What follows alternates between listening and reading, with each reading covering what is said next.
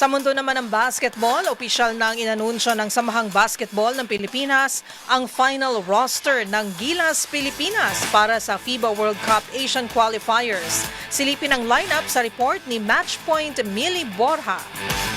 Nakatakdang magsuot muli ng uniforme ng Gilas Pilipinas sina Mike Phillips at Justin Baltazar para sa haharaping July window ng FIBA Basketball World Cup Asian Qualifiers kontra New Zealand at Australia. Inanunsyo ng Samahang Basketball ng Pilipinas noong Huwebes ang pangwakas na 12-man roster ng National Men's Basketball Team. Kasama ni Phillips at Baltazar sa lineup sina RJ Abarientos, Justin Brownlee, AJ Edu, Junmar Fajardo, Chris Newsome, Kevin Kiambao, Dwight Ramos, Troy Rosario, Carl Tamayo at Scottie Thompson.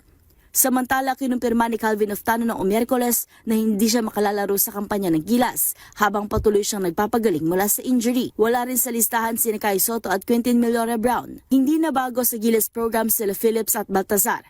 Si Phillips na dating standout ng De La Salle University ay bahagi ng koponan na lumok sa 2023 Southeast Asian Games.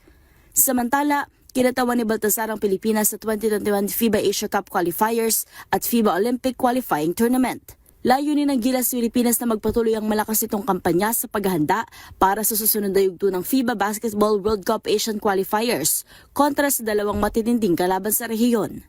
At yun ang mga latest updates sa mundo ng sports. Para sa MBC TV Network News, ito si Millie Borja ng DZRH TV, una sa Pilipinas, una sa Pilipino.